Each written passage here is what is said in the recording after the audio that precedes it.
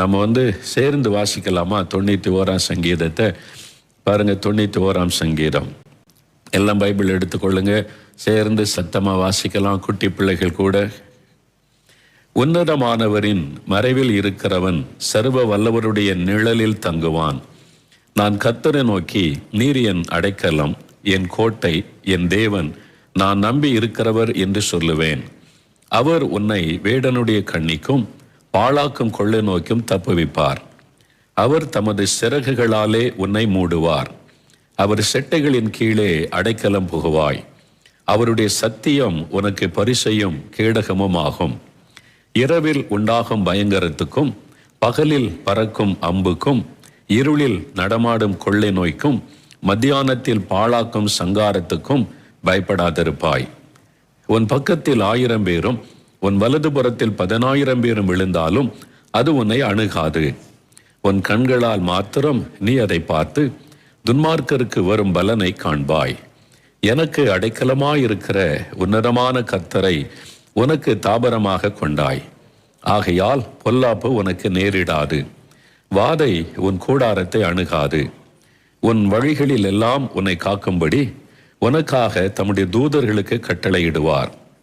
உன் பாதம் கல்லில் இடராதபடிக்கு அவர்கள் உன்னை தங்கள் கைகளில் ஏந்தி கொண்டு போவார்கள்.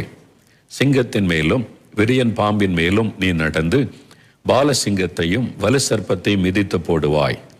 அவன் என்னிடத்தில் வாஞ்சியாய் இருக்கிறபடியால் அவனை விடுவிப்பேன். என் நாமத்தை அவன் அறிந்திருக்கிறபடியால் அவனை உயர்ந்த அடைக்கலத்திலே வைப்பேன். அவன் என்னை நோக்கி கூப்பிடுவான், நான் அவனுக்கு மறு உத்தரவு அருளி செய்வேன். ஆபத்தில் நானே அவனோடு இருந்து அவனை தப்புவித்து அவனை கனப்படுத்துவேன். நீடித்த நாட்களால் அவனை திருப்தியாக்கி என் ரட்சிப்பை அவனுக்கு காண்பிப்பேன். 91ஆம் சங்கீதம் இது நமக்கு தேவன் வாக்குத்தத்தமாய் கொடுத்திருக்கிற ஒரு பாதுகாப்பின் சங்கீதம். யார் யார் ரட்சிக்கப்பட்டு ஆண்டவருடைய அடைக்கலத்திற்குள் வந்திருக்கிறாங்களோ அவங்க தான் இந்த சங்கீதத்தின் ஆசீர்வாதத்தை உரிமை கொண்டாட முடியும். பாவத்திலும் துன்மார்க்கத்திலும் வாழ்ந்து தேவனை விட்டு வழி விலகி இருந்தால் இந்த ஆசீர்வாதத்தை பாதுகாப்பை நீங்க சொந்தமாக்க முடியாது. இதுவரை எப்படி இருந்தாலும் இன்றைக்கு ஒப்பு கொடுத்துருங்க. ஆண்டவரே, என் பாவ வழிகளை மன்னிச்சிருங்க, உம்மை வேதனைப்படுத்தின பாவ காரியங்கள் எது இருந்தாலும் என்னை மன்னிச்சிருங்க, இன்றைக்கு உம்முடைய மறைவுக்குள்ள என்னை ஒப்பு கொடுக்கிறேன் அப்படின்னு ஒப்பு கொடுக்க வேண்டும். அதனால இது கிறிஸ்தவங்க பெயர் வச்சிருக்கிற எல்லாருக்கும் சொந்தம் கிடையாது. இயேசுவின் ரத்தத்தினால் கழுவப்பட்ட அனுபவம் உள்ள அவருக்கு தங்களை அர்ப்பணித்து கொண்டவர்களுக்கு. இதுவரை இல்லாட்டாலும் இன்னைக்கு ஒப்பு கொடுங்க. இப்போ ஆண்டவரே, என்னை ஒப்பு கொடுக்கிறேன், உங்களுடைய பாதுகாப்புக்குள்ள உங்களுடைய பிள்ளையா இருக்க ஒப்பு கொடுக்கிறேன். உங்களுக்கு பிரியமில்லாத பாவம் எதுவும் இனிமே எனக்கு வேண்டாம், நான் உங்களுக்கு பிரியமான வாழ்க்கை வாழுவேன்னு ஒப்பு கொடுத்தா இந்த பாதுகாப்புக்குள்ள வந்துருவீங்க. உன்னதமானவரின் மறைவு, அவர் உன்னதமான தேவன், அவருடைய நிழல் நம்மை பாதுகாக்குமா? உன்னதமானவருடைய மறைவு, அவருடைய நிழல் உங்க குடும்பத்தையே பாதுகாக்கும், உங்களை பாதுகாப்பார். நான் கர்த்தரை நோக்கி நீங்க என்ன சொல்லணும்? நீர் என் அடைக்கலம், என் கோட்டை, என் தேவன், நான் நம்பி இருக்கிறவர் என்று சொல்லுவேன். விசுவாசத்தோடு சொல்ல, ஆண்டவரே, நீர் என் கோட்டை, என் அடைக்கலம், நீங்க தான் எனக்கு பாதுகாப்பு, எங்க குடும்பத்துக்கு பாதுகாப்பு. உங்களுடைய விசுவாசத்தை அறிக்கையிடணும். நீங்க சொல்லணும் வாய் திறந்து, என் தேவன் எங்களுக்கு அடைக்கலம், எங்களுக்கு கோட்டை, எங்களுக்கு அரண், எங்களுக்கு பாதுகாப்பு, அப்படி சொல்லணும். அவர் உன்னை வேடனுடைய கண்ணிக்கும் பாழாக்கும் கொள்ளை நோக்கும் தப்புவிப்பார். வேடனுடைய கண்ணி, வேடன் என்றால் பிசாசு, அவன் வேட்டையாடுகிறவன், தூரத்தில் இந்த அம்புகளை எய்து நம்மை காயப்படுத்துகிறவன், பில்லி சூனியங்கள் மந்திரங்கள் இது வழியா தூரத்தில் இந்த அம்பு எய்கிறவன். ஆனா அவனுடைய கண்ணி, அவன் கண்ணி வச்சு நம்ம அகப்படுத்த நினைப்பான். வேடனுடைய கண்ணிக்கும் பாழாக்கும் கொள்ளை தப்புவிப்பார். சாத்தானுடைய ஒன்று தந்திரமும் நம்மளை மேற்கொள்ளாது, கர்த்தர் தப்புவிப்பார். பாழாக்கும் கொள்ளை நோய், அதான் சொல்ல, இந்த கொரோனா என்கிற கொள்ளை நோய், அதற்கு நம்மை தேவன் தப்புவிப்பார். நீங்க பாதிக்கப்பட மாட்டீங்க, உங்க குடும்பம் பாதிக்கப்படாது, உங்க பிள்ளைகள் பாதிக்கப்பட மாட்டாங்க. விசுவாசிங்க, நீர் தப்புவிப்பீர். பாழாக்கும் கொள்ளை நோக்கி எங்களை தப்புவிக்கிற தேவனுக்கு ஸ்தோத்திரம். அந்த வசனத்தை நீங்க அறிக்கையிடணும், விசுவாசத்தோட நீங்க சொல்லணும். அவர் தமது சிறகுகளாலே உன்னை மூடுவார். ஒரு பறவை, கோழி பாருங்க, குஞ்சுகள், எங்க வீட்டில் நான் சின்ன வயசுல பார்த்துருக்கேன். கோழி குஞ்சுகள் 10-15 குஞ்சு இருக்கும். திடீர்னு பார்த்தா கோழி தான் இருக்கும், குஞ்சுகளை காணாம போயிடும். என்ன ஒரு குஞ்சையும் காணுமே அப்படின்னு பார்த்தா அப்படி மேலே தலை தூக்கி பார்க்கும். மேலே அந்த கள்ளப்பருந்து வட்டமிடும். குஞ்சுக்கு ஆபத்துன உடனே அந்த தாய் கோழி ஒரு சத்தம் கொடுக்கும் பாருங்க, ரெக்கையை விரிக்கும். 10-15 குஞ்சுகளும் ரெக்கைக்குள்ள வந்துடும். அப்படியே அது எங்க இருக்குன்னே தெரியாது. அதுதான் அப்படி ஆண்டவர் நம்மை மூடி பாதுகாப்பாராம். கொள்ள நோய், பிசாசினால் வரக்கூடிய ஆபத்துகள், தூரத்திலிருந்து வைக்கப்படுகிற ஆபத்து காரியங்கள் எதுவும் நம்மை சேதப்படுத்தாதபடி அவர் தமது சிறகுகளாலே மூடுவாராம். உங்க குடும்பத்தை அப்படியே மூடி பாதுகாப்பா. என் பிள்ளைங்க, இது என் குடும்பம், இவங்க என் குழந்தைங்க, ஆண்டவர் பாதுகாப்பார். அவ்வளவு அற்புதமான ஒரு ஆண்டவர் நமக்கு வாக்கு கொடுத்திருக்கிறார் பாருங்க. அவர் செட்டைகளின் கீழே அடைக்கலம் புகுவாய். அவர்கிட்ட ஓடி வந்துருங்க, தூரத்துல நிக்காருங்க. குஞ்சுகள் பாருங்க, பருந்து வந்த உடனே வேகமா தாய் பறவைட்டு ஓடி வந்துடும் கோழிகிட்ட, அந்த ரெக்கைக்குள்ள வந்து நுழைஞ்சு கொள்ளும். நீங்க அந்த மாதிரி அவருடைய செட்டைகளின் கீழே அடைக்கலம் புகுவாய். அவருடைய சத்தியம் உனக்கு பரிசையும் கேடகமும் ஆகும்.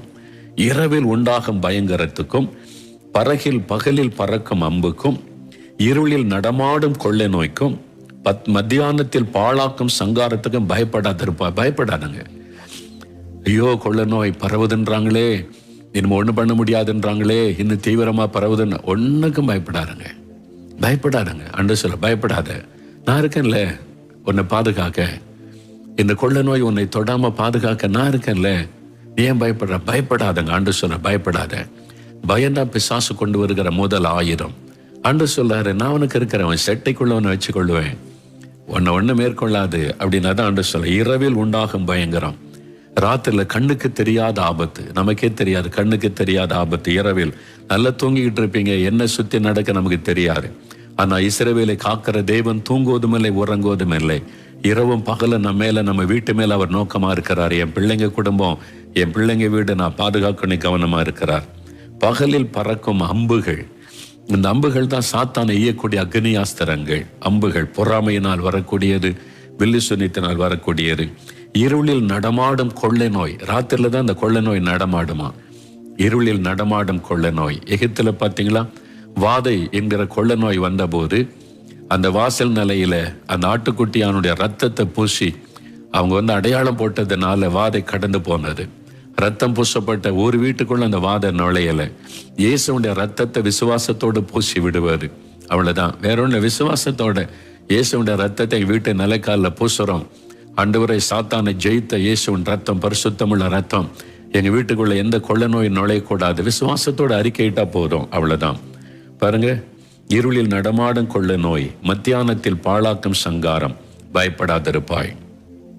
உன் பக்கத்தில் 1000 பேரும் உன் வலதுபுறத்தில் 10,000 பேரும் விழுந்தாலும் அது உன்னை அணுகாது. உங்களுக்கு ஒரு நம்ம எத்தனை பேர் பேசட்டும், செய்யட்டும், கொக்கரிக்கட்டும், ஒன்றும் உங்களை அசைக்காது. நீங்க வாட்டில் சந்தோஷமா போய்கொண்டே இருப்பீங்க, ஒன்று உங்களை மேற்கொள்ளாது. உன் கண்களால் மாத்திரம் நீ அதை பார்த்து துன்மார்க்கருக்கு ஒரு பலனை காண்பாய். அவங்க அழிஞ்சு போறதை நீங்க பார்ப்பீங்க. உங்களுக்கு விரோதமா எழுமினவங்க, பொறாம கொண்டவங்க, உங்களை அழிக்க நினைச்சவங்க, அவங்க அழிந்து போவதை நீங்க பார்ப்பீங்க. நீங்க கம்பீரமா நிப்பீங்கன்னு ஆண்டவர் வாக்கு கொடுத்திருக்கிறார். எனக்கு அடைக்கலமாய் இருக்கிற உன்னதமான கர்த்தரை உனக்கு தாபரமாக கொண்டாய். 10வது வசனம், ஆகையால் பொல்லாப்பு உனக்கு நேரிடாது, வாதை உன் கூடாரத்தை அணுகாது, கொள்ள நோய் உன் கூடாரத்தை அணுகாது. நீங்க அதை சொல்லணும்ப்பா, அந்த பொல்லாப்பு எனக்கு நேரிடாது. நீங்க கன்ஃபஸ் பண்ணணும், அறிக்கையிடணும். பொல்லாப்பு எங்களுக்கு நேரிடாது, வாதை எங்கள் கூடாரத்தை அணுகாது. என்ன இயேசு எங்களுக்கு இருக்கிறார், அதை அறிக்கையிடணும். அந்த வாக்குத்தத்தத்தை சொல்லணும். உன் வழிகளிலெல்லாம் உன்னை காக்கும்படி உனக்காக தம் தூதர்களுக்கு கட்டளையிடுவார். ஒரு தூதன் அல்ல, பல தூதர்களை கர்த்தர் கட்டளையிடுவாராம். உங்களுடைய வழிகளிலெல்லாம் உங்களை பாதுகாக்கிறதுக்கு, உங்களை சூழ பாளையம் இறங்கி பாதுகாப்பாங்களாம். அவ்வளவு தூதர்களை கர்த்தர் வச்சிருக்கிறார் உங்களுக்கு பாதுகாப்பு கொடுக்க. நீங்க ஆஸ்பத்திரியில் இருக்கிறீங்களா, தேவதூதர்கள் பக்கத்துல இருக்கிறாங்க. நீங்க டிராவல் இருக்கீங்களா, தேவதூதர்கள் பக்கத்துல இருக்கிறாங்க.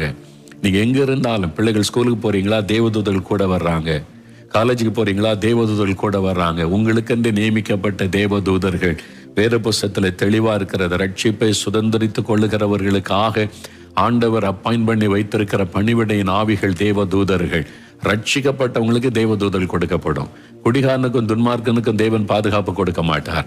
ரட்சிக்கப்பட்டு அவருக்கென்று வாழ ஒப்பு கொடுத்தவங்களுக்கு தேவதூதருடைய பாதுகாப்பு. உன் பாதம் கல்லில் இடராதபடிக்கு அவர்கள் உன்னை தங்கள் கைகளில் ஏந்தி கொண்டு போவார்கள். சிங்கத்தின் மேலும் விரியன் பாம்பின் மேலும் நீ நடந்து அது எதை குறிக்கிறது? பிசாசனுடைய கிரியைகள், ஒர்க்ஸ் ஆஃப் த டெவில்.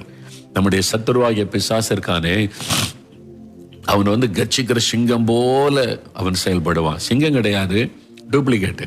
சிங்கம் மாதிரி உருவம் பேசுவான், எல்லாம் டூப்ளிகேட், டம்மி பேசாது. ஏசோட ஒரு கர்ச்சித்தார்னவங்க ஓடிய போயிடுவான் அந்த பிசாசு, அவ்வளவுதான். அது மாதிரி சிங்க மாதிரி எழும்புவான், விரியன் பாம்பு. இதெல்லாம் பிசாசனுடைய கிரியைகள், விஷத்தன்மை உள்ளவைகள். உள்ளத்துல விஷத்தை வச்சு கக்கிற பாம்பின் விஷம் கொண்ட மனிதர்கள் நம்மை சுற்றின இருப்பாங்க. நீங்க வசிக்கிற இடத்துல, வேலை செய்யற இடத்துல உங்களை எப்படியாவது அழிச்சிடணும்னு சொல்லி அதிகாரத்தில் இருக்கிறவங்க, சில ஆட்கள் உங்களை சுற்றில இருக்கிறவங்க பொறாமையினால உள்ளத்துல நஞ்சு விஷத்தை வைத்து கொண்டு கட்டுவிரியனை போல உங்களை அழிச்சிறதுக்கான வார்த்தைகளை எல்லாம் பேசுவாங்க. அப்ப ஆண்டவர் சொல்றாரு, இந்த சிங்கத்தின் மேலும் விரியன் பாம்பின் மேலும் நீ நடந்து, நீ அவள நடந்து போய்கிட்டே இருப்ப, அதை மிதிச்சுட்டு போய்கிட்டே இருப்ப, அது ஒன்றும் பண்ணாது. அதை வலு சொற்பத்தையும் மிதித்து போடுவான்னு சொல்லி அந்த அதிகாரம் உங்களுக்கு கொடுக்கப்பட்டிருக்கு. பயப்படாதங்க, நம்ம கூட இருக்கிற இயேசு பெரியவர். உலகத்தில் இருக்கிற பிசாசை காட்டிலும் நம்மோடு இருக்கிற இயேசு பெரியவர். இப்போ 14-15 பாருங்க.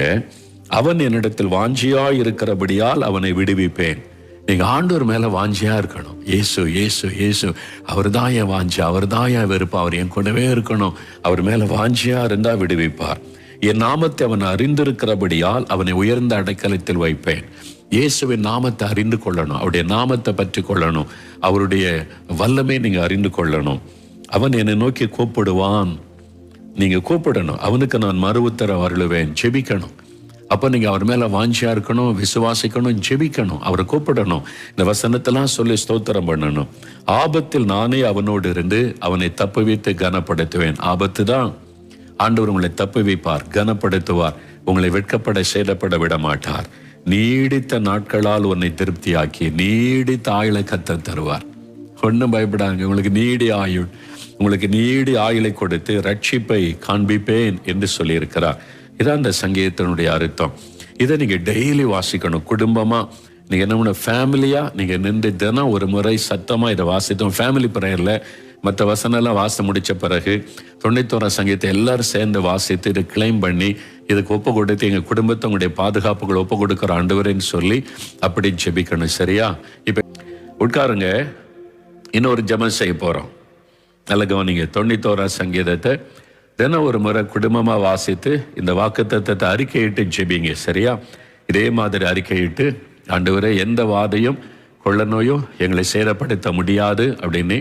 உங்க குடும்பத்தை சார்ந்தவங்க இந்த கொள்ள நோயினால கிருமினால பாதிக்கப்பட்டிருந்தா பயப்படாதுங்க. இந்த வசனத்தை சொல்லி ஸ்தோத்தரித்து ஜெபிங்க. அவங்க விடுதலை ஆகி வந்துருவாங்க. ஆஸ்பத்திரியில் இருந்து அவங்களுக்கு ஜெபிங்க. இன்னைக்கு அவங்களுக்கு அற்புத சுகமாகி பத்திரமா வீட்டுக்கு வந்துருவாங்க. அதனால இனி எந்த கொள்ள நோய் கிருமிகளையும் வீட்டுக்குள்ள நுழையாதபடி கர்த்தர் பாதுகாப்பான்னு விசுவாசித்து இந்த பாதுகாப்பின் சங்கீதத்தை தினம் ஒரு முறை வாசித்து ஜெபம் பண்ணுங்க. சரியா? சரி. அடுத்து எண்ணெய் பாட்டில் வச்சிருக்கீங்களா? எண்ணெய் பாட்டில் சிலர் லிட்டராக வாங்கி வச்சிருப்பீங்க. ஆனால் அவ்வளோ பெருசு தேவையில்லை. பாருங்க, இது ஒரு சின்ன பாட்டிலில் நான் இங்கே ஜெபிக்க வர பிள்ளைகளுக்கு ஜெபிச்சு கொடுத்து அனுப்புவது உண்டு. இது எதுக்கு அப்படின்னு நீங்க நினைக்கலாம். வேத புஸ்தகத்தில் யாக்கோபு 5ஆம் அதிகாரம், யாக்கோபு 5ஆம் அதிகாரம், பைபிள் எடுங்க. யாக்கோபு 5ஆம் அதிகாரம் 14-15 வசனம் பாருங்க. யாக்கோபு 5ஆம் அதிகாரம் 14-15 வசனம். உங்களில் ஒருவன் வியாதிப்பட்டால் அவன் சபையின் மூப்பர்களை வரவழைப்பானாக. அவர்கள் கர்த்தருடைய நாமத்தினாலே அவனுக்கு எண்ணெய் பூசி அவனுக்காக ஜெபம் பண்ண கடவர்கள். அப்பொழுது விசுவாசமுள்ள ஜெபம் பிணியாளியை ரட்சிக்கும். கர்த்தர் அவனை எழுப்புவார். அவன் பாவம் செய்தவனானால் அது அவனுக்கு மன்னிக்கப்படும். நீங்கள் சுத்தம் அடையும்படிக்கு உங்கள் குற்றங்களை ஒருவருக்கொருவர் அறிக்கையிட்டு ஒருவருக்காக ஒருவர் ஜெபம் பண்ணுங்கள். நீதிமான் செய்யும் ஊக்கமான வேண்டுதல் மிகவும் பலனுள்ளதாய் இருக்கிறது. எண்ணெய் பூசி ஜெபிக்கிற ஒரு காரியத்தை வேதம் சொல்லுகிறது. அதனால்தான் எண்ணெய் பூசி ஜெபிக்கிறோம் அப்படின்லாம் சொல்லுவாங்க. அந்த ஜெபங்கள் நாங்களும் செய்கிறோம், பல இடத்துல செய்யப்படுகிறது. அது எதனாலன்னா பைபிளில் சொல்லப்பட்டிருக்கிறது. அந்த நாட்களில் உங்களில் ஒருவன் வியாதிப்பட்டா, ஒரு விசுவாசி, ஒரு தேவ பிள்ளை சபையில் ஒருத்தர் வியாதிப்பட்டா, சபை மூப்பர்கள் அவங்க அதுக்குன்னு அபிஷேகம் பெற்றவங்க, அவங்க அபிஷேகம் பெற்றவங்களாம் தன்னுடைய வாழ்க்கையை அர்ப்பணிச்சிருந்ததுனால அன்றைக்கே அவங்கள அழைச்சி நீங்கள் ஜெபிக்கணும்னு சொல்லப்பட்டது. இன்றைக்கு நீங்களே அபிஷேகம் பெற்றிருக்கிறீங்க, ஆவினால் நிரப்பப்பட்டிருக்கீங்க, நீங்களே ஜெபிக்கலாம். இன்னொரு ஆளை தேடன்னு அவசியம் இல்லை. ஊழியர்கிட்டே நீங்கள் ஜெபித்து கொள்ளலாம், தவறில்லை. நீங்களும் அந்த எண்ணெய் பூசி ஜெபிக்கலாம். உங்கள் மூலமாகவும் ஆண்டவர் அற்புதம் செய்வார். அப்போ அந்த எண்ணெய் பூசி ஜெபிக்கிற காரியத்தை கவனிங்க. இந்த எண்ணெயில் என்ன விஷயம், அது என்ன எண்ணெய் அப்படின்னு கேட்டிங்கன்னா, பழைய ஏற்பாட்டு காலத்தில் ஆண்டவர் தன்னுடைய ஜனத்துக்கு மோசே மூலமாக சொல்லும்போது அபிஷேக தைலம், அனாயிண்டிங் ஆயில் என்று ஒன்றை தயாரிக்க சொல்லுகிறார். அது டிஃப்ரெண்டான பொருளை தயாரிக்கணும். அது ஒன்லி அபிஷேகத்துக்கு மட்டும் பயன்படுத்தணும். அது தேவனுக்கென்று அர்ப்பணிக்கப்பட்ட மனிதர்கள் பொருட்களை அபிஷேகம் பண்ண அதுக்குன்னு கர்த்தர் தயாரிக்க சொன்னார். புதிய ஏற்பாட்டு காலத்தில் அப்படி கிடையாது. புதிய ஏற்பாட்டு காலத்தில் பரிசுத்த ஆவியானவர் அனாயிண்டிங் நம்மீது வருகிறது. அப்போது இந்த எண்ணெய் பூசி வியாதியஸ்தருக்கு ஜெபிக்கும் போது விசுவாசம் உள்ள ஜெபம் பிணியாளி ரட்சகம் சுகமாயிருவாங்க. எப்படி சுகமாகறாங்க அப்படின்னா, இந்த எண்ணெயில் ஒன்றுமே கிடையாது. நல்ல முதல்ல அறிந்து கொள்ளுங்க. எண்ணெய் சுகமாக்குவது இல்லை. நீங்கள் நல்ல எண்ணெய் சுகமாக்குவது இல்லை. எண்ணெயில் ஒன்றும் கிடையாது. அப்போ எண்ணெய் பூசி ஜெபிக்க சொல்லியிருக்கேன்னா, இந்த எண்ணெய் எதை ரெப்ரசன்ட் பண்ணுகிறாரு? 2 காரியம். ஒன்று, எந்த எண்ணெயாக இருந்தாலும், அது தேங்காய் எண்ணெயாக இருந்தாலும் சரி, நல்லெண்ணெயாக இருந்தாலும் சரி, கடலை எண்ணெயாக இருந்தாலும் சரி, சன்ஃப்ளவர் ஆயிலாக இருந்தாலும் சரி, ஒரு வித்தை கசைக்கு பிழிஞ்சு எடுத்தாதான் எண்ணெய் வரும். இல்லை, சும்மா வராது இல்லை எண்ணெய். அப்போ இந்த எண்ணெய் எதை குறிக்கிறது? முதலாவது, இயேசு எனக்காக சிலுவையிலே கசைக்கு பிழியப்பட்டார். அதை நினைவு கூறும்படி என்னுடைய பாவம், என்னுடைய வியாதி, என்னுடைய சாபம், என்னுடைய வேதனை எல்லாவற்றிற்காக இயேசு சிலுவையிலே தன்னை பலியாய் கொடுத்து கசைக்கு பிழியப்பட்டு தன் கடைசி சொட்டு ரத்தம் வரைக்கும் சிந்தினார். அதை நினைவு கூறும்படி எல்லாம் அறிந்து கொள்ளுங்க. எப்படி இந்த எண்ணெய் கசைக்கு பிழிந்து எடுக்கப்பட்டதோ அதே மாதிரி எனக்காக இயேசு சிலுவையில கசைக்கு பிழியப்பட்டார். அந்த இயேசு கிறிஸ்துவின் நாமத்தில், அந்த இயேசு கிறிஸ்துவின் ரத்தத்தின் வல்லமையினால் எனக்கு இன்றைக்கு விடுதலை என்கிற விசுவாசத்தை அவர் மேலே வைப்பதற்கு, நினைப்பூட்டுவதற்கு அந்த எண்ணெய் ஒன்று. 2வது, இந்த எண்ணெய் பரிசுத்த ஆவியானவரை குறிக்கும். அனாயிண்டிங், பரிசுத்த ஆவியானவரை அந்த எண்ணெய் குறிக்கும். அதனால தான் ஏசாயா 10:27 அபிஷேகம் நுகத்தடியை முறிக்கும். Anointing shall break the yoke. சாத்தான் நம்மீது வைக்கிற வியாதி, பலவீனம், கட்டுகள் என்கிற அந்த நுகத்தை அபிஷேகம் முறிக்கும். அந்த பரிசுத்தாவின் அபிஷேகம் ஆவியானவரை குறிக்கும். இந்த 2 காரியம். ஒன்று, இயேசுடைய ரத்தத்தை நினைவு கூறணும். 2வது, பரிசுத்த ஆவியானவரை நினைவு கூர்ந்து இதை பயன்படுத்தணும். என்னால் ஆவியானவர் எங்கோ அங்கே விடுதலை உண்டு. இயேசு கிறிஸ்துவின் ரத்தத்தின் மூலமா நமக்கு விடுதலை, பரிசுத்த ஆவியானவர் மூலமாய் விடுதலை. இந்த 2ஐயும் நினைவு கூறுவதற்கு இந்த எண்ணெய், அதுதான் ஒரு சிம்டமே தவிர இந்த எண்ணெயில் ஒரு அற்புதமும் கிடையாது. நல்லா அறிந்து கொள்ளுங்க. சிலர் இப்போ எருசலேமுக்கு போனீங்கன்னா அந்த அனாயிண்டிங் ஆயில் இப்பவும் விற்கிறாங்க. நான் போகும்போது வாங்கிட்டு வந்திருக்கிறேன். தப்பு கிடையாது, நீங்கள் வாங்கிட்டு வந்துருங்க. அதை பூசி ஜெபிக்கிறீங்க, தப்பு இல்லை. இது எருசலேமிலிருந்து வாங்கிட்டு வந்த ஆயில், இது அனாயிண்டிங் ஆயில், இதில் தான் ஸ்பெஷல் அனாயிண்டிங் சொன்னீங்கன்னா அது பாவம், அது விக்கிரகம். அப்படி பேசக்கூடாது. ஏன் இங்கே உள்ள தேங்காய் எண்ணெய் வச்சு ஜெபிச்சு அற்புதம் நடக்காதான்? நடக்கும்.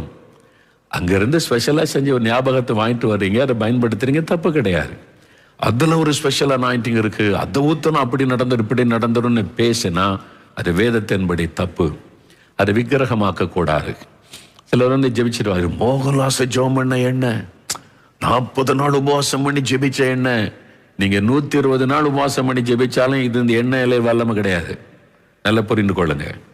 அப்போ எப்படிங்க அந்த அற்புதம் நடக்குது? வசனம், தி வேர்ட் ஆஃப் காட். வசனத்தில் தான் நீங்கள் நிற்கணும், வசனத்தை தான் விசுவாசிக்கணும். எதனால இந்த அற்புதம் நடக்கு? எண்ணெயினால இல்லை, மோகன்லாசை ஜெபிச்சதுனால இல்லை, அது எருசலேம்ல இருந்து வந்ததுனால நடக்க போறது இல்லை. ஆண்டவர் சொல்லி இருக்கிறார், நீங்க எண்ணெய் பூசி கர்த்தருடைய நாமத்தினால ஜெபிக்கும் போது விசுவாசம் உள்ள ஜெபம் பணியாளி, இந்த according to the word of God, தேவனுடைய வார்த்தையின்படி ஆண்டவர் அற்புதம் செய்கிறார். உங்களுடைய விசுவாசம் எண்ணெயின் மேல இருக்கக்கூடாது, வசனத்தின் மேல இருக்கணும். நிறைய ஊழியர்களே டைவர்ட் பண்ணிடுவாங்க. நான் ஜெபம் பண்ணி கொடுத்தா உனக்கு அவ்வளவுதான், அப்படி நடக்கும் இப்படி நடக்கும். Don't believe that. அதை விசுவாசிக்காரங்க. வசனத்தை விசுவாசிங்க. எருசலேமிலிருந்து வாங்கிட்டு வந்தா நாக்கும் இந்த எண்ணெய் பூசினா அவ்வளவுதான், நம்பாதுங்க. வசனத்தை நம்ப பழகுங்க. கர்த்தருடைய வசனம் சொல்லுது. இந்த மிராக்கிள்ஸ் நடக்க காரணம் வசனம். உதாரணத்துக்கு ஒன்று சொல்லட்டுமா? இயேசு ஒரு பிறவிக்குருவனை கண்ணில் சேத்த பூசி சீலவன் குளத்தில் போய் கழுவுப்பான்றாரு. பார்வடைஞ்சிருவேன்னு. எங்கே போகிறேன்னாங்க, சீலவன் குளத்தில் கழுவி பார்வடை போகிறேன். உனக்கு பைத்தியமா? உனக்கு சீலங்குளத்தில் இத்தனை வருஷமா இருக்குது, அங்கே ஒரு வியாதியும் சுகமானதில்லை. யாரோ ஒரு இயேசு சொன்னாரு நீ போறியே, முட்டாள் தானே நீ சொல்லியிருப்பாங்க. அதெல்லாம் எனக்கு தெரியாது. இயேசு சொன்னாரு, நான் போறேன், எனக்கு கண் பார்வை வந்துடும். அவன் போய் கழுவுனா கண் பார்வை வந்துட்டு, சீலங்குளத்தில் கண் பார்வை வந்துட்டு அப்போ நம்மளும் வியாதியஸ்தலம் கொண்டு வாங்க சீலங்குளத்தில் போய் குளிப்பாட்டலான்னா ஒரு அற்புதமும் நடக்கல. அந்த ஒரு அற்புதம் தான் நடந்துச்சு. ஏன்? அந்த தண்ணியில் அற்புதம் கிடையாதுங்க. இயேசுவின் வார்த்தைக்கு அவன் கீழ்ப்படிந்தான். He obeyed the word of God. இயேசுவின் வார்த்தைக்கு கீழ்ப்படிந்தான். அந்த கீழ்ப்படிதல் தான் அற்புதத்தை கொண்டு வந்தது. அந்த வார்த்தையின் மேல விசுவாசம் வைத்தான். இயேசுவின் வார்த்தையின் மேல நல்லா அண்டர்ஸ்டாண்ட் பண்ணிக்கொள்ளுங்க. எந்த பொருள் மேல நம்பிக்கை வச்சிடாதங்க. ஆனால் இந்த எண்ணெயை ஆண்டவர் பயன்படுத்த சொன்ன நோக்கத்தை நீங்க புரிந்து கொள்ளணும். எண்ணெய்க்கு முக்கியத்துவம் கொடுத்து, இது மோகன்லாஸ் ஜெபம் பண்ண எண்ணெய், இது அங்கிருந்து வாங்கிட்டு வந்த எண்ணெய், இங்கிருந்து வாங்கிட்டு வந்த எண்ணெய், அப்படி விக்கிரகமாக்காதுங்க. அதனால ஒரு பலனும் உண்டாகாது. அந்த மாதிரி பெருமை பேசினீங்கன்னா பிசாசு உள்ள நுழைஞ்சிருவான். அதுக்கு இடம் கொடுக்காதுங்க. வசனம் என்ன சொல்லுது அதுதான் கவனிக்கணும். நாங்கள் இந்த பாட்டில் தான் எழுதியிருக்கிறோம். இந்த பாட்டில் பார்த்தீங்கன்னா யாக்கோபு 5:14-15 வசனத்தை பதிவு பண்ணியிருக்கிறோம். Praying all free. இது காசு கிடையாது, ஃப்ரீ தான். அது மாதிரி சிலர் எது வச்சு எண்ணெய் வியாபாரமே பண்ணிடுவாங்க. தண்ணி வியாபாரம், எண்ணெய் வியாபாரம் பண்ணக்கூடிய ஊழியரும் இருக்கிறாங்க. Don't believe that. அதை விசுவாசிக்காதங்க, அதனால அற்புதம் நடக்காது. அதனால வசனத்துல நீங்க நிற்க பழகுங்க. அந்த வசனம் சொல்லுது, அப்போ இயேசுடைய ரத்தம் பரிசுத்த ஆவியானவரை ரெப்ரசன்ட் பண்ணுகிறது. அதை விசுவாசித்து ஒருத்தர் வியாதிப்பட்டா அந்த எண்ணெய் பூசி ஜெபம் பண்ண கடவன். Anoint with oil and prayer. சிலர் என்ன பண்ணுவாங்கன்னா, இதை அப்படியே குடிக்க கொடுக்கறது, வாயில ஊத்து அப்படின்னு நிறைய அப்படி அள்ளி வச்சு அடிக்கிறது, அப்படிலாம் தேவையில்லை. தயவு செய்து நீங்க நிறைய உணர்ச்சி வசப்பட்டு அப்படி இப்படி பண்ணிடுறீங்க. ஒன்றும் தேவையில்லை. சிம்பிளா ஒரு சொட்டு போதும். ஜஸ்ட் ஒன் டச், அவ்வளோதான். அதில் ஆயில் அப்படியே நீங்கள் நெத்தியில் வச்சு அனாயின் பண்ணி ஜெபிக்கணும், அவ்வளோதான், போதும். அதனால இவ்வளவு போதும். நீங்கள் தேவைன்னா மறுபடியும் ஊற்றி வச்சுக்கொள்ளலாம். டின்னா வச்சு அதை வச்சு என்ன பண்ண போகிறீங்க? எல்லாத்துக்கும் நாங்கள் இன்றைக்கி சமையலுக்கும் ஜெப ஆயில் தான், அது மாதிரிலாம் பயன்படுத்தாங்க. அது மாதிரி தப்பான விசுவாசத்துக்குள்ளே போகாதங்க. ஆண்டவர் வசனம் என்ன சொல்லுதோ அதுக்குள்ளே நிற்க பழகணும். சரியா? வசனம் என்ன சொல்லுதோ அதை விசுவாசித்து பழகணும்.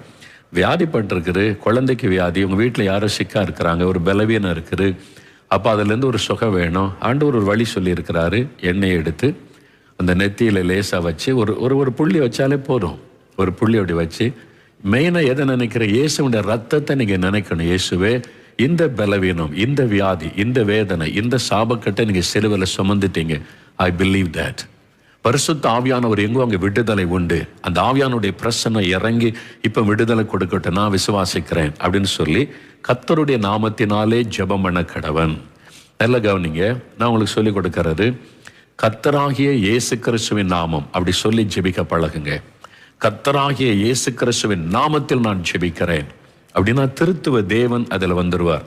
கர்த்தர் வானத்தை பூமி உண்டாக்கின நம்முடைய பிதாவாகிய தேவன். இயேசு நமக்காக சிலுவையில் தன்னை பலியாய் கொடுத்தவர். கிறிஸ்துனா அபிஷேகம் பண்ணப்பட்டவர், அனாயிண்டட் ஒன் அப்படின்னு அர்த்தம். அது பரிசுத்த ஆவியானவரை குறிக்கும். அப்போ கர்த்தராகிய இயேசு கிறிஸ்துவின் நாமத்தில் எண்ணெய் பூசி, இயேசுவே உம்முடைய வார்த்தையின்படி நான் ஜெபிக்கிறேன். நீ நல்லா கவனிங்க, உம்முடைய வார்த்தையின்படி ஜெபிக்கிறேன். விசுவாசமுள்ள ஜெபம் பிணியாளியை ரட்சிக்கும். எண்ணெய் பூசி கர்த்தராகிய இயேசுவின் நாமத்தில் ஜெபித்தால் அவனை எழுப்புவார் என்ற வார்த்தையை நான் விசுவாசித்து ஜெபிக்கிறேன். இந்த வசனத்தை விசுவாசித்து ஜெபிக்கிறேன்னு சொல்லுங்க, அற்புதம் நடந்துரும். அதான் மிராக்கிளுடைய ரகசியம், வசனத்தை விசுவாசிப்பது. புரியுதா உங்களுக்கு அந்த வசனம்? அப்போ ஆண்டவர் சொல்றாரு, ஜெபம் பண்ண கடவன். அப்பொழுது விசுவாசம் உள்ள ஜெபம் பிணியாளியை ரட்சிக்கும். அப்படின்னு அர்த்தம், பிணியாளி சுகமாயிருவான். விசுவாசம் உள்ள ஜெபம். அடுத்தது, கர்த்தர் அவனை எழுப்புவார். அவன் பாவம் செய்தவனானால் அது அவனுக்கு மன்னிக்கப்படும். ஒருவேளை சில பலவீனம் குறை அவன்கிட்ட இருக்கலாம், ஆண்டவர் அதை மன்னிச்சிருவாராம். நீங்க உத்தரவாதம் பண்ணி ஜெபிக்கிறதுனால, இயேசுடைய ரத்தத்தை நினைத்து, ஆவியானுடைய வல்லமை நினைத்து ஜெபிக்கிறதுனால அந்த பாவம் மன்னிக்கப்பட்டு அந்த கட்டுகள் அறுக்கப்பட்டு விடும். சில சமயத்துல மற்றவங்கள்ட்ட ஒப்புரவாக வேண்டியது இருந்தால் அடுத்த வசனம் சொல்லுது, நீங்கள் சொஸ்தம் அடையும்படிக்கு உங்கள் குற்றங்களை ஒருவருக்கொருவர் அறிக்கையிட்டு ஒருவருக்காக ஒருவர் ஜெபம் பண்ணுங்க. 2 பேருக்கு மனத்தாங்கல் கஷ்டம், அதனால இந்த வியாதி வந்திருக்குன்னு உணர்ந்தா அறிக்கையிட்டு ஒருத்தருக்காக ஒருத்தர் ஜெபம் பண்ணி கொள்ளுங்க, சுகமாயிரும். எல்லாம் பைபிள்ல தெளிவா இருக்குது. வசனத்தின் வெளிச்சத்துல நடக்க பழகுங்க. ஒருத்தர் உங்களை ஏமாற்ற முடியாது. இந்த எண்ணெய் வியாபாரம், தண்ணி வியாபாரம் இடமே கொடுக்காதுங்க. நான் கண்ணால பார்த்தேன், நைஜீரியாவில் இவ்வளவுக்கான பாட்டில் தண்ணிக்கு 5000 ரூபாய் இந்திய ரூபாய்க்கு ஆயிரக்கணக்கான பேர் கியூவில் நின்று வாங்குறாங்க. அதெல்லாம் வேதத்தில் இல்லாத ஒரு காரியம். பைபிளில் இல்லாத ஒரு காரியத்தை நம்ம நம்பக்கூடாது. இன்னைக்கு பணத்துக்காக, பிஸ்னஸுக்காக சில ஊழியர்களை பிசாசு வஞ்சித்து விடுகிறான். எதுக்கு இடம் கொடுக்காதுங்க. அதனால இப்படி பயன்படுத்துங்க. நாங்கள் இங்கே வர்றவங்களுக்கு நிறைய கிறிஸ்தவர் அல்லாத மக்களும் வருவாங்க. அவங்க வந்து ஜெபிக்கிறோம். அவங்கள இயேசுக்குள்ள நிலைநிறுத்துறது எப்படி? அவங்களுக்கு ஒரு புதிய ஏற்பாடு கொடுக்குறோம். இயேசுவின் நாமத்தை உச்சரிக்க வைக்கணும். அப்போ தான் தொடர்ந்து அவங்க விடுதலை பெற முடியும். அதுக்கு தான் இவ்வளோண்டு எண்ணெய் கொடுத்து இந்த எண்ணெய் பூசி இயேசு கிறிஸ்துவின் நாமத்தில் சுகம் உண்டாகட்டும், இயேசுவின் ரத்தம் ஜெயம் அப்படி சொல்லுங்கன்னு சொல்லி கொடுப்பா. அவங்க புதுசு இல்லை, நம்ம விசுவாசிகள் வரல, புதுசாக வர்றவங்களுக்கு நாங்கள் என்ன செய்யணுயா, என்ன சொன்னால் எங்களுக்கு சுகம் கிடைக்கும் அப்படின்னு வந்து கேட்பாங்க. அவங்களுக்காகத்தான் நாங்கள் இதை சொல்லி இந்த எண்ணெயை பூசி இயேசு உங்களுக்கு சிலுவையில் ரத்த சிந்தனை விளக்கி சொல்லி இயேசுவின் ரத்தம் ஜெயம் சொல்லுங்க. ஃபர்ஸ்ட் டைம் சொல்லுவாங்க இயேசுவின் ரத்தம் ஜெயம். இதை சொல்லுங்க, இயேசு கிறிஸ்துவின் நாமத்தில் சுகம் உண்டாகட்டும் சொல்லுங்க. உங்க குழந்தைக்கு இப்படி ஜெபம் பண்ணுங்க. ஜெபிச்சு நிறைய பேர் சுகம் பெற்றோன்னு சொல்லுவாங்க. ஐயா இதை நாங்கள் சொன்னோம், இயேசு சுகம் கொடுத்துட்டாருன்னு சொல்லி. அப்போ தவறான விசுவாசத்துக்குள்ள யாரும் போயிடக்கூடாது. இதுதான் காரியம். ஓகேவா? இந்த அபிஷேகம் எதுவும் வரும்போது நுகத்தடி முறிக்கப்படும்.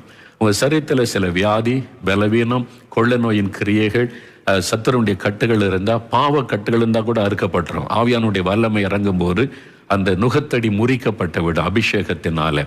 எண்ணெய் பூசி ஜெபிக்கும் போது சில அசுத்தாவி பிடித்தவங்களுக்கு கூட இந்த எண்ணெயை வச்சு ஜெபிச்சிட்டிங்கன்னா அசுத்தாவி போயிடும். அந்த நுகத்தடி முறிக்கப்பட்டு விடும், வியாதி போய்விடும். இரண்டாவது, பாதுகாப்பு உண்டாகும். 23ஆம் சங்கீதத்தில் என் தலை எண்ணெயினால் அபிஷேகம் பண்ணுகிறீர். அது ஒரு பாதுகாப்பின் அபிஷேகம். நீங்கள் வந்து எண்ணெய் பூசி ஜெபிச்சிட்டிங்கன்னா கர்த்தருடைய அந்த அபிஷேகம் அவங்கள பாதுகாக்கும். அந்த அபிஷேகத்தின் வல்லமை பாதுகாக்கும். அதனால ஒன்று விடுதலை கொண்டு வரும், சுகம் கொண்டு வரும். ரெண்டாவது பாதுகாப்பை கொண்டு வரும், அந்த பரிசுத்த ஆவியானுடைய பிரசன்னம். அதுக்கு இந்த எண்ணெய் பூசி ஜெபிக்கிறாரு. அவ்வளவுதான். இதை நீங்க விளங்கி கொண்டாலே போதும். மார்க் 6ஆம் அதிகாரம் 13ஆம் வசனத்துல இயேசு ஊழியம் செய்த நாட்கள்ல இயேசு தன் சீஷர்களை அனுப்பும் போது சொல்லி அனுப்புறார் பாருங்க. மார்க் 6ஆம் அதிகாரம் 13ஆம் வசனத்துல பாருங்களேன். மார்க் 6:13 இயேசு தன் சீஷர்களை 2 பேரா ஊழியத்துக்கு அனுப்புகிறார். அனுப்பும்போது என்ன செய்தாங்க பாருங்க. 12:13 பாருங்க. அவர்கள் புறப்பட்டு போய் மனம் திரும்புங்கள் என்று பிரசங்கித்து அநேகம் பிசாசுகளை துரத்தி அநேகம் நோயாளிகளை எண்ணெய் பூசி சொஸ்தமாக்கினார்கள். பார்த்தீங்களா? எண்ணெய் பூசி வியாதியஸ்தரை சொஸ்தமாக்கினார்கள். இயேசு உங்களுக்கு அதிகாரம் கொடுத்தார். நீங்க எண்ணெய் பூசி ஜெபிங்க, வியாதி சுகமாயிரும். சீசர்கள் அதை செய்தாங்க. அப்ப இந்த எண்ணெய் உங்களுக்கு மாத்திரம் இல்லை, உங்க வீட்டில் வச்சிருந்தீங்கன்னா யாராவது வியாதியஸ்தர் வந்தாங்கன்னா அவங்கள்ட்ட சொல்லுங்க, உங்களுக்காக நான் எண்ணெய் பூசி இயேசு கிறிஸ்துவின் நாமத்தில் ஜெபம் பண்ணட்டுமா அப்படின்னு கேளுங்க. அப்படின்னு சொன்னா இந்த எண்ணெய், அந்த அர்த்தத்தை விளக்குங்க. இந்த எண்ணெயில ஒண்ணு இல்லை, இது என்ன சாதாரண தேங்காய் எண்ணெய் தான். இந்த எண்ணெய் இல்லை, இந்த எண்ணெய் எதை குறிக்குது? இயேசு சொல்லுங்க, இயேசு உங்களுக்காக ரத்த சிந்தினார், அதை நினைவு கூர்ந்த நான் ஜெபிக்கிறேன்னு சும்மா ஒரே ஒரு ஒரு பொட்டை எடுத்து நெத்தில வச்சு இயேசு கிறிஸ்துவின் நாமத்தில் சுகம் உண்டாகட்டும், ஆண்டவரே நான் எண்ணெய் பூசி அவருடைய சுகத்துக்காக உங்களுடைய வசனத்தின்படி ஜெபிக்கிறேன் அப்படி சொல்லுங்களேன், உடனே சுகமாயிரும். இதுதான் அவங்க செஞ்சாங்க. இதை நீங்க பயன்படுத்தினா போதும். அதனால சிலர் இதை வச்சு நிறைய அற்புதங்களை கர்த்தர் பயன்படுத்துகிற தேவ மனிதர்களை பார்த்துருக்கிறேன் நான். அவங்க இந்த மாதிரி எண்ணெய் வச்சிருப்பாங்க, உடனே இயேசு பற்றி சொல்லி எண்ணெய் பூசி ஜெபிப்பாங்க, உடனே டெலிவரன்ஸ் ஆயிரும். அது வந்து வசனத்தில் நமக்கு சொல்லப்பட்டிருக்கிற ஒரு காரியம். இது நீங்க மற்றவருடைய சுகத்துக்கும் பயன்படுத்தலாம், உங்களுடைய சுகம், உங்களுடைய குடும்பத்தாருடைய சுகம் பாதுகாப்புக்கும் பயன்படுத்தலாம். ஊழியத்தில் உள்ளவங்க, ஊழியக்காரர்கள், பாஸ்டர்மார்கள், போதர்கள், சுவிசேஷகர்கள் இதை பயன்படுத்தணும். இது ஒரு முறை ஜனங்களுக்கு விடுதலை சுகம் கொடுக்க தேவன் நமக்கு வைச்சிருக்கிற ஒரு அருமையான காரியம். இதை தெளிவா ஜனங்களுக்கு போதித்து நீங்க செய்யும் போது உங்க சர்ச்சில் நிறைய பேர் சுகமாயிருவாங்க, விடுதலை ஆயிடுவாங்க. உங்க ஊழியத்தில் அற்புத அடையாளம் நடக்கும், ஜனங்க வருவாங்க. அப்போ நீங்க எண்ணெய்க்கு முக்கியத்துவம் கொடுத்துடவே கூடாது, ரொம்ப கவனமா இருக்கணும். ஜப எண்ணெய் மக்கள் பேச ஆரம்பிச்சிருவாங்க. ஆனா நீங்க சொல்லி கொடுக்கணும். ஜனங்கள் அறியாமையில் இருப்பாங்க, ஊழியர்கள் தான் நம்ம சொல்லி கொடுக்கணும். ஜப எண்ணெய், அந்த எண்ணெய் முக்கியம் இல்லை, அந்த இயேசு கிறிஸ்துவுடைய ரத்தம், நமக்காக சிந்தப்பட்டவுடைய ரத்தம், அதைத்தான் நீங்க நினைவு கூறணும் என்பதாக சொல்லி கவனமா நம்ம வழி நடத்தணும். தப்பா வழி நடத்திட்டோம்னா அப்புறம் இயேசுவை மறந்துடுவாங்க. இந்த எண்ணெய் தான் ஞாபகத்தில், மோகலாச்சவன எண்ணெய், இவங்க இயேசுவை மறந்துடுவாங்க. அப்புறம் இது ரொம்ப வஞ்சிக்கப்பட்டு போகிற ஒரு காலம், கடைசி காலம். நம்ம தான் கவனமா ஜனங்களுக்கு டீச் பண்ணணும். ஊழியக்காரங்க தெளிவா சொல்லி கொடுத்து நம்ம செபிக்கணும். சரியா? எண்ணெய் பாட்டில் எடுத்துக்கொள்ளுங்க, அப்படியே அதில் மேல உங்க வலது கை வைங்க. உங்க வீட்டில் மற்ற எல்லாரும் சேர்ந்து வைக்கணும்னாலும் வைத்துக் கொள்ளலாம், அல்லது நீங்க யார் பொறுப்பெடுக்கிறீங்களோ அவங்க அந்த எண்ணெய் பாட்டில் கை வைக்கலாம். ஒரு அபிஷேகம் பெற்ற ஆண்டவருடைய பிள்ளைகள் ரட்சிக்கப்பட்டவங்க அது மேல கை வைத்து, ஆண்டவரே இந்த எண்ணெய் பூசி ஜெபம் பண்ணுங்கள், நீ அப்பொழுது விசுவாசமுள்ள ஜெபம் பிணியாளை ரட்சிக்கும், இந்த வேத வசனத்தை விசுவாசித்து இந்த எண்ணெயை நீர் ஆசீர்வதித்து தர வேண்டும் என்று ஜெபிக்கிறோம். ஆண்டவருடைய கையில் ஒப்பு கொடுங்க. தகப்பனே, உம்முடைய பிள்ளைகள் வேத வசனத்தின்படி எண்ணெய் பூசி ஜெபிக்கவும், சுகத்தை பெற்றுக்கொள்ளவும், விடுதலை பெற்றுக்கொள்ளவும், உம்முடைய அபிஷேகத்தினால் உண்டாகிற பாதுகாப்பை பெற்றுக்கொள்ளவும், உம்முடைய வேத வசனத்தின்படி இதை பயன்படுத்தி ஆசீர்வதிக்கப்பட இந்த எண்ணெய் பாட்டில் ஒவ்வொன்றையும் உம்முடைய கரத்தில் ஒப்பு கொடுக்கிறார்கள். இயேசு கிறிஸ்துவின் இரத்தத்தின் வல்லமை, நீர் கல்வாரி சிலுவிலை சிந்தின இரத்தத்தின் வல்லமை நாங்கள் நினைவு கூறவும், எங்களுக்காக அபிஷேகத்தின் ஆவியானவர் ஊற்றப்பட்டதை நினைவு கூர்ந்து இதை பயன்படுத்தவும், வேத வசனத்தை விசுவாசித்து அற்புதங்களை பெற்றுக்கொள்ளவும் இதை அர்ப்பணிக்கிறோம். இந்த எண்ணெயின் மேல விசுவாசம் வைக்காதபடி இந்த எண்ணெய் குறித்து எழுதப்பட்டிருக்கிற வேத வசனத்தை விசுவாசித்து உம்முடைய வார்த்தையினால் உண்டாகிற சுகத்தை, விடுதலை பெற்றுக்கொள்ள அர்ப்பணிக்கிறோம். இயேசு கிறிஸ்துவின் நாமத்தில் ஜெபிக்கிறோம் பிதாவே. ஆமேன், ஆமேன். இப்போ உங்க வீட்டில் எல்லாரும் முழங்கால் போட்டு சொல்லுங்க. அப்படியே திறந்து சும்மா ஒவ்வொரு சொட்டு வச்சு ஜெபிக்க போறீங்க. இப்போ ஒரு பல்லவி பாடும்போது எல்லாரும் நீங்க ஜெபிக்க. எல்லாம் வீட்டில் மற்றவங்க எல்லாம் முழங்கால் படியிடுங்க. ஒருத்தர் மாத்திரம் கையில் எடுத்துக்கொள்ளுங்க. ஜஸ்ட் ஒன் டச், ஒரே ஒரு தொடுதல் அப்படியே நீங்க வச்சு, இயேசுவின் நாமத்தில், இயேசுவின் ரத்தத்தின் வல்லம், கர்த்தராகிய இயேசுவின் நாமத்தில் அப்படி சொல்லுங்க. கர்த்தராகிய இயேசு கிறிஸ்துவின் நாமத்தில் இந்த எண்ணெய் பூசி ஜெபிக்கிறேன் அப்படி சொல்லணும். கர்த்தராகிய இயேசு கிறிஸ்துவின் நாமத்தில் ஆண்டவரே, உம்முடைய வசனத்தின்படி எண்ணெய் பூசி ஜெபிக்கிறேன். விடுதலை, சுகம், ஆசீர்வாதம் உண்டாகட்டும், கட்டுகள் அறுக்கப்படட்டும், வியாதிகள் மறையட்டும், பாதுகாப்பு உண்டாயிருக்கட்டும். அப்படி ஜெபம் பண்ணுங்க. Thank you Lord. எல்லாம் ஜெபம் பண்ணுங்க. தேங்க்யூ லார்ட், மக்கு நன்றி. 2 நிமிஷம் தான், வேகமா டக்குன்னு ஜெபம் பண்ணுங்க. ஒவ்வொருத்தருக்கா ஜெபம் பண்ணுங்க. இப்ப ஜெபிக்கும் போதே வியாதி மறையும். இப்ப ஜெபிக்கும் போதே பிசாசின் கட்டுகள் அறுக்கப்படும், பில்லி சூனிய கட்டு அறுக்கப்படும், நோய்கள் விலகி போகும்.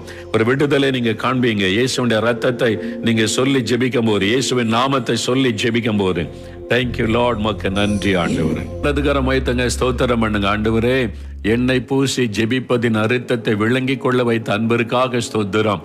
நாங்கள் இந்த எண்ணெயை அல்ல, இதை செய்ய சொன்ன இயேசுவின் வல்லமையை, உம்முடைய வார்த்தையின் வல்லமையை நாங்கள் விசுவாசிக்கிறோம். கர்த்தராகிய இயேசு கிறிஸ்துவின் நாமத்தில் ஆண்டவரே, இந்த எண்ணெய் பூசி ஜெபித்த பொழுது உம்முடைய ரத்தத்தின் வல்லமை எங்களுக்குள் வெளிப்பட்டதற்காக ஸ்தோத்திரம். ஆவியானுடைய அபிஷேகத்தின் வல்லமை இறங்கினதற்காய் ஸ்தோத்திரம். இப்பொழுது வியாதியின் வல்லமைகள் அறுக்கப்பட்டதற்காய் நன்றி. நோயின் கிரியைகள் அழிக்கப்பட்டதற்காய் ஸ்தோத்திரம். பிசாசின் கிரியைகள் இப்பொழுது கட்டுண்டு போன எல்லா சாத்தானுடைய கிரியைகளும் அறுக்கப்பட்டு, கட்டுகள் அறுக்கப்பட்டதற்காய் ஸ்தோத்திரம். என் குடும்பத்தின் மேல பிசாசு வைத்திருந்த வியாதியின் கட்டுகள், பயத்தின் கட்டுகள், சோர்வின் கட்டுகள், எல்லா சாப கட்டுகள் உம்முடைய பரிசுத்தாவியுடைய வல்லமையினால் அறுக்கப்பட்டதற்காய் ஸ்தோத்திரம். இயேசு கிறிஸ்துவின் ரத்தத்தினுடைய வல்லமை எங்க குடும்பத்தில் வெளிப்பட்டதற்காக ஸ்தோத்திரம். உம்முடைய பாதுகாப்பின் அபிஷேகம் எங்கள் வீட்டில் இருக்கிற ஒவ்வொருவர் மேலும் இருப்பதாக, எந்த தீங்கும் அணுகாதபடி கர்த்தர் பாதுகாத்து நடத்துகிற அன்பிற்காக ஸ்தோத்திரம். உமக்கே நாங்கள் மகிமை செலுத்துகிறோம். அல்லேலூயா என்று நாங்கள் உம்மை துதிக்கிறோம், ஸ்தோத்தரிக்கிறோம். இயேசு கிறிஸ்துவின் நாமத்தில் ஜெபிக்கிறோம் பிதாவே. ஆமென். அல்லேலூயா. கர்த்தருக்கு ஸ்தோத்திரம். ஆண்டவர், எல்லாரும் ஜெபிச்சிங்களா உங்க வீட்டுல? சரி, இப்ப எல்லாம் டிவிக்கு நேரா கை நீட்டுங்க. டிவிக்கு நேரா, எனக்கு நேரா கை நீட்டுங்க. எனக்காக ஒரு நிமிஷம் நீங்க எல்லாம் சேர்ந்து ஜெபிக்கிறீங்களா? இந்த ஊழியக்காரனுக்காக நாங்க ஜெபிக்கிறோம். ஆண்டவரே, குடும்பம், குட்டி பிள்ளைகள் கூட ஜெபம் பண்ணுங்க. எனக்காக ஜெபம் பண்ணுங்க. அங்களுக்காக ஜெபிக்கிறோம். ஆண்டவரே, அப்பாவுக்காக ஜெபிக்கிறோம்னு சொல்லி நீங்க குடும்பமா எனக்காக ஒரு நிமிஷம் ஜெபிக்கிறீங்களா? ஆண்டவரே, உங்களுக்கு நல்ல சுகபலன் கொடுங்க. உங்களுடைய அபிஷேகம் கூட இருக்கட்டும். பலவீனங்கள், நோய்கள் எதுவும் தொடாம காத்துக்கொள்ளுங்க. இன்னும் பயன்படுத்துங்க. உங்களுடைய சித்தத்தை நிறைவேற்ற பலன் கொடுங்க. நீங்க எல்லாம் ஜெபம் பண்ணுங்க. உங்க ஜெபம் என்னை பலப்படுத்துகிறார். எல்லாம் ஜெபிங்க. எனக்கா உங்களுடைய ஜெபம் எனக்கு தேவை. நானும் பாடுள்ள ஒரு மனிதன். உங்க ஜெபம் தான் என்னை பலப்படுத்துது. குட்டி பிள்ளைகள் ஜெபம் பண்ணுங்க. எனக்காக கை நீட்டி ஜெபம் பண்ணுங்க. Thank you Lord. உம்முடைய பிள்ளைகளுடைய ஜெபத்துக்காக நன்றி. இந்த அருமை குழந்தைகளுடைய ஜெபத்துக்காக ஸ்தோத்திரம். இந்த குடும்பத்தாருடைய ஜெபத்திற்காக ஸ்தோத்திரம். உம்முடைய பிள்ளைகளுடைய ஜெபத்தை கேட்டு என்னை தொடுகிறதற்காய், என்னை பலப்படுத்துகிறதற்காய், என்னை வல்லமைப்படுத்துகிறதற்காய் ஸ்தோத்திரம். இந்த ஜெபத்தின் வல்லமை, ஆசீர்வாதத்தை நான் பெற்றுக்கொள்கிறேன். இயேசுவின் நாமத்தில் ஜெபிக்கிறோம். ஆமேன். உட்காருவோம். சரியா? ஓகே. இப்ப நிறைய காரியம் உங்களுக்கு விளங்கி இருக்கும். ஆண்டவருக்கு ஸ்தோத்திரம். நல்ல வசனத்தை வாசிங்க. எந்த காரியம் செய்தாலும் வேத வசனத்துல நிற்க பழகுங்க. வசனத்தில் ஆண்டவர் எல்லாமே நமக்கு தெளிவாக சொல்லி இருக்கிறாரு. சாத்தான் அந்த வசனத்தை விட்டு நம்ம கொஞ்சமாவது வழி விலகி போகணும்னு தந்திரமாய் செயல்படுவான். அதுக்கு இடம் கொடுக்காதபடி காத்துக்கொள்ளுங்க. இந்த எண்ணெய் பாட்டில் தனியாக வைத்துக்கொள்ளுங்க. அது பிரேயர் ஆயில் சொல்லி ஜெப எண்ணெய். உங்களுடைய குழந்தைக்கு வீட்டில் யாராவது சிக்கானா இதை பயன்படுத்தி அந்த வசனத்தை சொல்லி ஜெபம் பண்ணுங்க. அவ்வளோதான். அந்த வசனம் அதை சொல்லி கன்ஃபஸ் பண்ணி கர்த்தராகிய இயேசு கிறிஸ்துவின் நாமத்தில் சுகமாறட்டும். அவ்வளோதான். நிறைய பேர் சுகமாயிட்டீங்க. இன்னைக்கு வியாதி கட்டு அறுக்கப்பட்டு விட்டாரு. நிறைய பேருடைய நோயின் கட்டு அறுக்கப்பட்டு விட்டாரு, மறைந்து விட்டாரு நோய்கள் சரீரத்தை விட்டு. நீங்க அதை பார்ப்பீங்க. இந்த எண்ணெய் பூசி ஜெபித்த போது நிறைய பேர் விடுதலை ஆயிட்டீங்க, சுகமாயிட்டீங்க. நீங்க நிறைய சாட்சி சொல்ல போறீங்க, எனக்கு தெரியும். அதனால நீங்க கரெக்டா பயன்படுத்துங்க. தப்பான எந்த காரியத்துக்கு இடம் கொடுக்காருங்க. சரியா?